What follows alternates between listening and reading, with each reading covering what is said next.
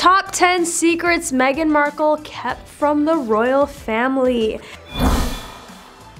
Starting off with number 10, toxic for Harry. Experts warn that Meghan Markle is peddling Prince Harry's newly formed and deeply damaging anti-royal beliefs. This is what royal author Tom Bower told American journalist Megyn Kelly.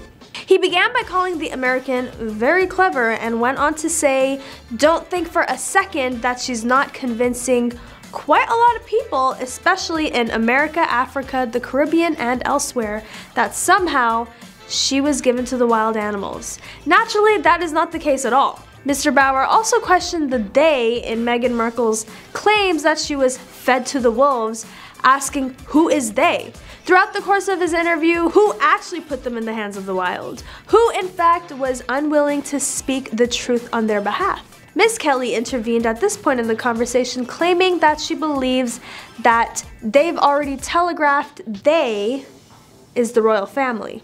In the first 3 episodes, Harry comes out and says that stories have been planted as well as leaking from the palace. In addition, he is fully prepared to assert in the subsequent 3 episodes that the palace and its staff, courtiers or whatever, were fabricating false information about him and Meghan. When she says they threw me to the wolves or they fed me to the wolves, I believe she means that clearly. Using Harry for status, number 9. Piers Morgan, a morning show host, has been one of Meghan's most vocal critics, claiming that when she started dating Harry, she dumped him as a friend. However, I think he might be mistaking the term acquaintance for friend. Anyway, Piers tweeted, "When the couple stepped down in January, Meghan used Harry to get to the top."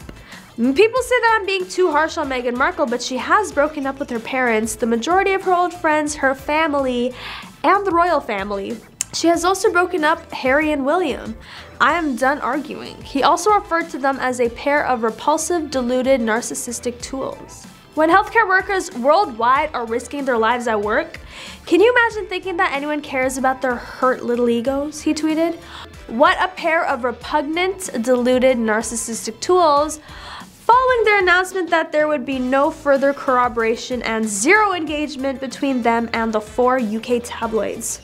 Morgan also prohibited discussion of Harry and Markle on Good Morning Britain, The Express, The Mirror, The Daily Mail, and The Sun. I can't bring myself to talk about Meghan and Harry today. On the show, Morgan stated, "Let's just forget about them."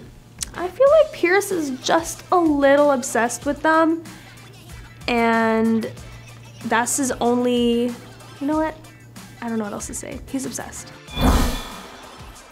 Number 8, social climber. In December 28, months after praising Meghan for his humanitarian work, Piers launched his first harsh attack on her.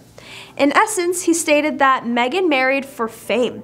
Comment if you agree. The palace is beginning to turn against Meghan Markle because she is a ruthless social climber who has landed the role of her life and is determined to maximize it. Piers has only increased his attacks since then. However, I think he might just be hurt that she didn't choose him. Piers and Meghan exchanged messages for some time, and when Meghan went to the UK to see Serena Williams play at Wimbledon, they met for a drink. Piers later disclosed, "We were in the pub for 2 hours and she had a few dirty martinis and pints. We got along great. The cab that took her to a party where she met Prince Harry turned out to be the one I put her in. I never heard from Meghan Markle again after they had dinner by themselves the following night. I was ghosted by Meghan Markle and I never heard from her again. Ditched like a sack of spuds," said Piers of him. Sounds like someone is slightly butthurt. Now that Meghan and Harry are no longer senior working royals, Meghan should divorce Harry because supposedly he would have outlived his usefulness. Despite his status as a prince, he lacks practical experience. She might surprise him with a divorce and he would lose everything, including his money and possibly even Archie, a palace source allegedly told Women's Day Australia. His head must be spinning at how quickly he went from a castle in Canada to the middle of LA. The worry is that she might blindside him with a divorce.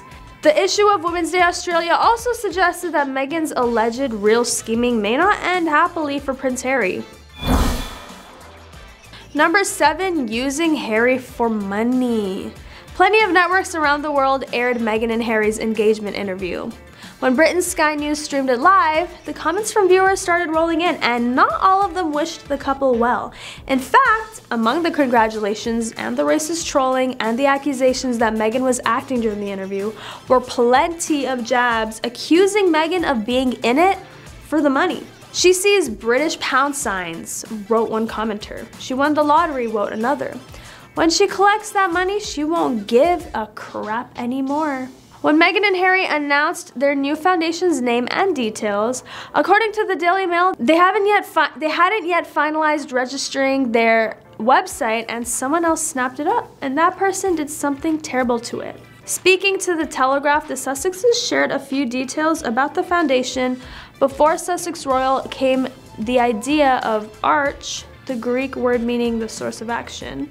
They told the newspaper, "We connected to this concept for the charitable organization we hope to build one day, and it became the inspiration for our son's name." Some hacker took the opportunity to register Archwell Foundation and redirected to a YouTube video of Kanye West's Gold Digger video, an obvious insult to Meghan. Ouch!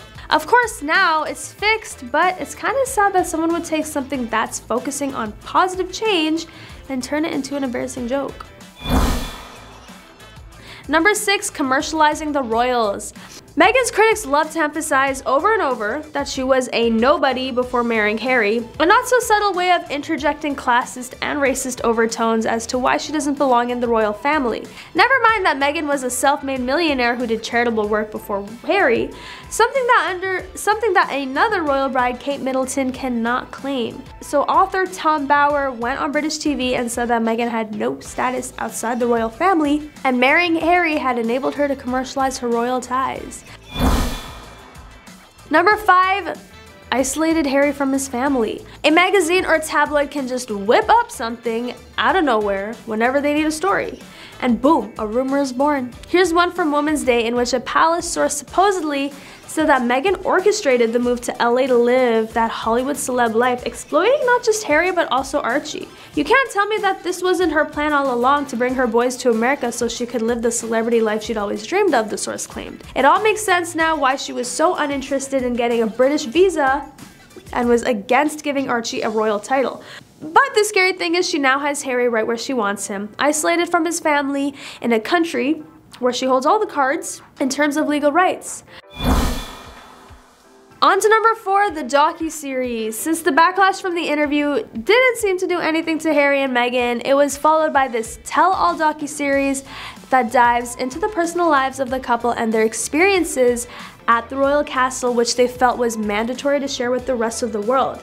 And just to be clear, this caused just as much, if not more, backlash, with more people questioning why the couple keeps sharing all these personal stories after claiming they want to keep their personal lives away from the media attention. Many people have questioned if this couple decided to drop this Netflix miniseries to make extra cash, since it doesn't seem the royal inheritances is enough to keep their family stable. And what would be better than milking the story of the royal family and exposing them for money? Obviously, the royal family did not appreciate these attempts from the couple to bring them more attention while trying to give them a bad rep, but to be fair, the couple themselves don't have the greatest reputation among people. It's all subjective. And then, of course, Harry targeted the British media and their attempts to exploit the royal family. During the 3rd episode of the series, Harry describes the role that royal correspondents play in the British media. They're an extended PR arm of the royal family, he said. There's been an agreement that's been there for over 30 years. In the documentary, Harry says he was chased by paparazzi 30 or 40 times in his youth, particularly while attending school. He said the UK tabloid media believes the royal family is ours to exploit. Their trauma is our story and our narrative to control. During the opening episode, Harry says it's part of his responsibility as a member of the royal family to expose how the British tabloids operate. I feel as though being part of this family, it is my duty to uncover this exploitation and bribery that happens within our media. Well, you're not a working member of the royal family, Harry, and now it seems like you've joined the tabloids to exploit the royals too. Kind of ironic. Number 3, financial independence. Once the couple officially left the family, it seemed as if there was only one thing Meghan and Harry were chasing: the bag. Since they don't make money as working members of the royals, they have made commercial arrangements where it seems like the only thing keeping them relevant is the fascination with them fleeing the royal family, which I can't lie is a pretty savage move. But then what was even more savage of them was when they started finding ways to get paid by exposing private matters of the royals. The late queen was pretty upset with the way they handled the situation and how much they were planning on milking the family post-departure. Once they moved to LA, it was a wrap. Meg had no other choice but to get back into the industry. Not necessarily acting, but having her own podcast where she chats with famous women about real issues. The $25 million deal with Spotify is just one of many deals this couple has signed to make sure the money is flowing. On to number 2, exposing the royal treatment. Now that Meghan Markle obviously is no longer part of the royals, she's been dishing about Prince Harry's side of the family. What was life really like inside the palace? A little frosty. Markle claimed there was a lack of warmth at royal family gatherings and finds all the standoffish behavior very odd. Her sister-in-law Kate is apparently the biggest culprit. As an American, Meg cannot wrap her head around the fact that no one hugs. Even during the Docu Series, when Meg was talking about when Will and Kate came over, they weren't huggers, but that should be fine and not something to make a big deal out of. According to her, it's obvious that Kate and William do not approve of their choices and that you could cut the tension with a knife. Rumors of a rift between the two duchesses have been dogging the royal family for some time now. However, this damaging narrative really started to take root in 2019 when Markle guest edited the September issue of British Vogue. She neglected to put Middleton on the Female Forces for Change list featured in her issue. She also said that it would have been arrogant to appear on the cover herself, but Kate has appeared on the cover of the magazine in 2016. Did Meghan just shade Kate? Seems like it. Whatever caused tension between these two is gonna be staying for a while. And finally, number 1, the newest interview Prince Harry was part of. Among the many things Harry discussed during this interview, some things that totally stuck out were his comparison of some royal members' behavior to that of abusers, how he dealt with the loss of his mother, and his strained relationship with brother Prince Will. If you haven't seen it yet, go watch it and let me know your thoughts on this royal team. But that is all for today. Thank you for watching. Don't forget to like, comment, and subscribe. And I'll catch you next time on The Rich Life.